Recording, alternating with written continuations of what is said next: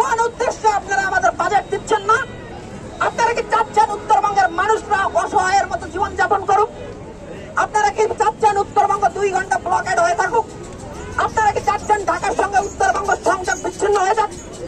কিন্তু আমরা বলছি রবীন্দ্র বিশ্ববিদ্যালয়ের বাজেট পাস না হলে উত্তরবঙ্গ ব্লকেড করে দেবো, ঢাকার সঙ্গে উত্তরবঙ্গের সকল সংযোগ বিচ্ছিন্ন করে দেবো।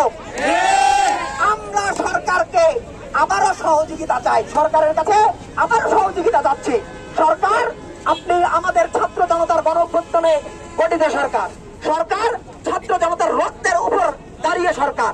আপনি ছাত্রদের দাবি মেনে নিন, রবীন্দ্র বিশ্ববিদ্যালয়ের দাবি মেনে নিন, জাতীয় সংগীতের প্রতি সম্মান প্রদর্শন করুন, বাঙালি জাতির প্রতি সম্মান প্রদর্শন করুন।